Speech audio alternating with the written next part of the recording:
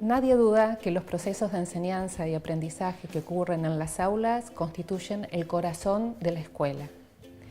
Investigaciones nuestras e investigaciones realizadas en todo el mundo muestran que las buenas prácticas de enseñanza no solo están acompañadas por muy buenos docentes, sino que también la práctica pedagógica del director influye en que en la escuela se aprenda.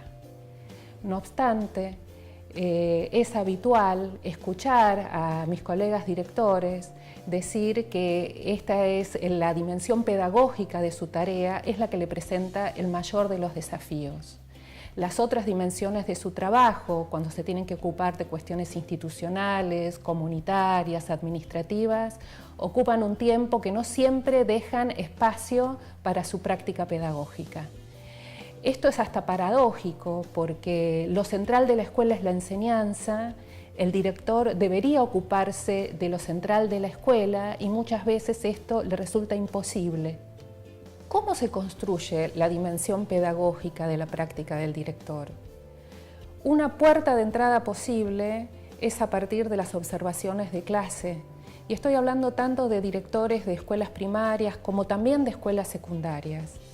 El director tiene que construir un rol de asesor, de poder asesorar a sus docentes. Y cuando digo asesorar, no me refiero a capacitar.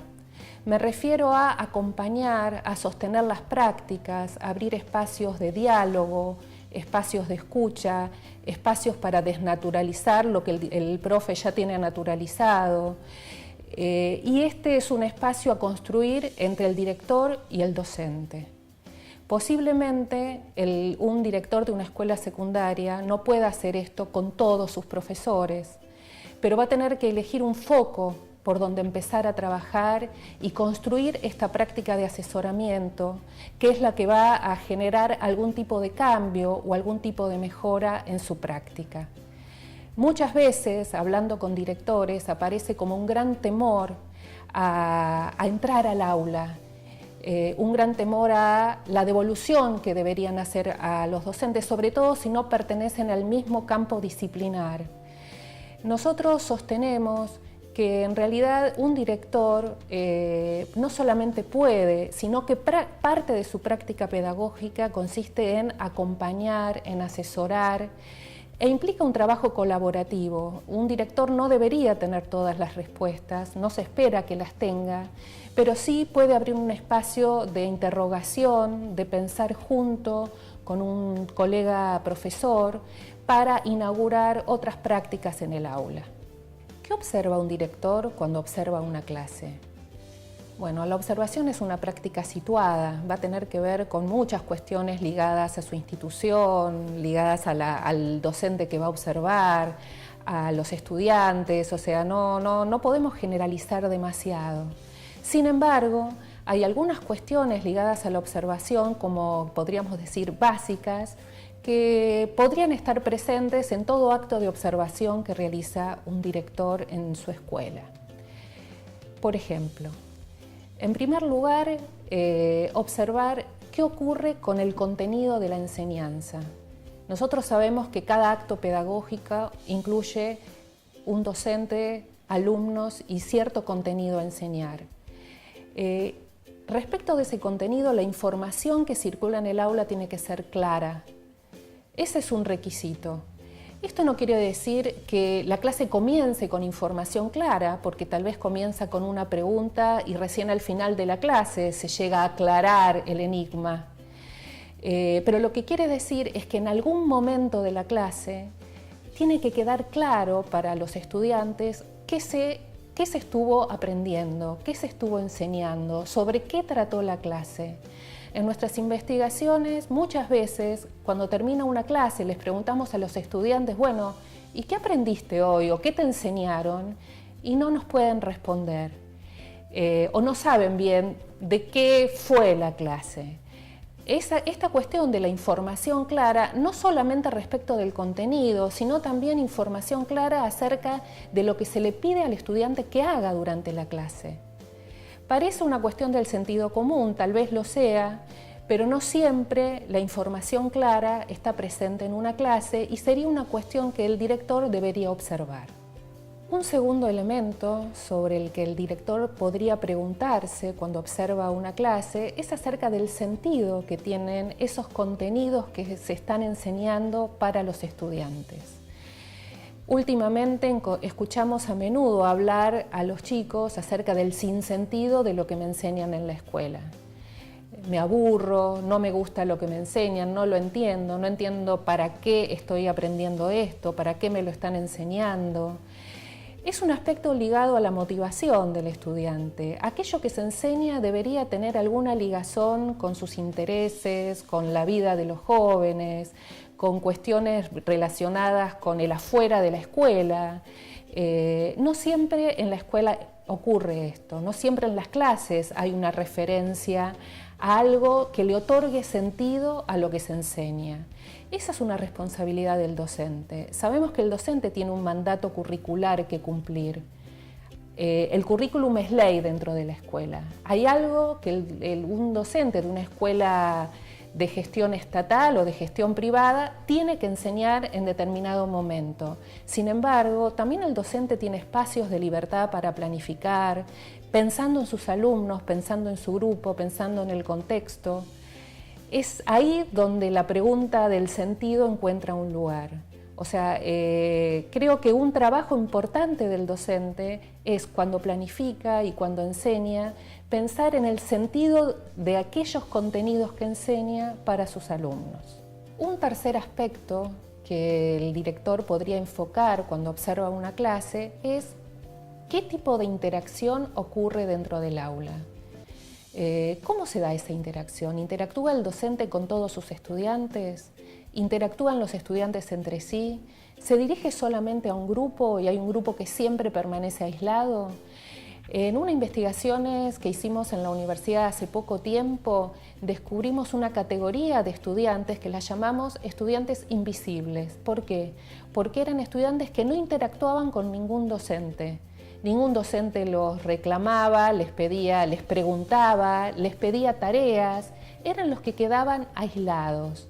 La interacción o la participación en clase es uno de los rasgos centrales de la inclusión educativa. Creo que es un rasgo esencial que un docente debe tener en cuenta cuando enseña y que un director debe tener en cuenta cuando observa en una clase. O sea, ¿qué tipo de interacción se da? Es una interacción que interroga sobre lo que el estudiante está aprendiendo. Es una interacción que solo ayuda a que el docente continúe con su enseñanza y solo pide una muletilla para avanzar con lo que quiere decir, porque en casi todos los casos se trata de un tiempo que no sobra y de un contenido que es demasiado abundante. Creo que preguntarse sobre la interacción ayuda a pensar una clase, le ayuda al directivo cuando trata de entender qué es lo que pasa en ese espacio y también en un momento posterior de devolución va a ayudar a pensar nuevas interacciones que posiblemente el docente no haya considerado en un primer momento. Otra cuestión central a tener en cuenta es en qué tipo de tarea académica están involucrados los estudiantes durante la clase. ¿Qué quiero decir con esto? El aprendizaje no ocurre a partir de lo que el docente le dice a un estudiante. Un docente se puede pasar temporadas hablando y los alumnos no aprendiendo. Un estudiante aprende a partir de lo que hace, a partir de una tarea planteada por el docente. Una tarea que desde la teoría se suele llamar tarea académica. Las tareas académicas pueden ser de distinto tipo. Y en general se categorizan en tareas de alta demanda cognitiva, por ejemplo, una resolución de un problema. Si un alumno está implicado durante el tiempo de clase en la resolución de un problema que le implique recurrir a contenidos nuevos para poder resolverlo, es una tarea muy interesante y muy fructífera. Una tarea académica puede ser una tarea de copia, que lamentablemente es habitual en las aulas. Otro tipo de tareas pueden ser las tareas rutinarias, que son aquellas tareas repetitivas, que muchas veces hasta ni tienen demasiado sentido para el estudiante y que en realidad suelen ocupar el tiempo de clase sin obtener a partir de eso un resultado interesante.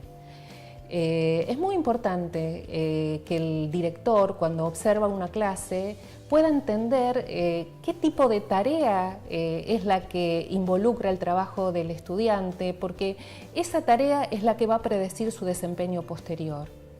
Quien predice qué es lo que el alumno va a aprender no es lo que el docente dice en clase, es la tarea que el alumno hace en la clase. Otro aspecto a considerar es la retroalimentación que el docente brinda a sus estudiantes. Habíamos hablado antes de la interacción.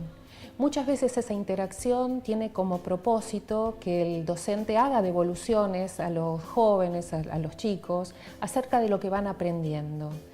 Estas devoluciones son esenciales. La pregunta que se puede hacer ahí el director es: ¿el profesor realimenta la participación de los estudiantes? ¿Les señala sus errores? ¿Les marca sus aciertos? ¿Los alienta a seguir trabajando? Me parece que eso es un aspecto muy importante de la clase. A veces, por falta de tiempo, el docente no suele enunciar, digamos, este tipo de devoluciones, y sin embargo, para los jóvenes es muy importante escuchar la palabra del docente corrigiendo, alentando, premiando, marcando dónde se equivocó. Y creo que es parte esencial del proceso de enseñanza. Finalmente, una buena pregunta que se podría formular quien observa una clase es la siguiente: si yo fuera alumno de esta clase y hubiese participado de todas las actividades o tareas de las que participaron el resto de los estudiantes, ¿qué hubiera aprendido? Poder responderse a esa pregunta también le da al observador una muy buena información de qué pasó con el proceso de enseñanza y con el proceso de aprendizaje de los jóvenes.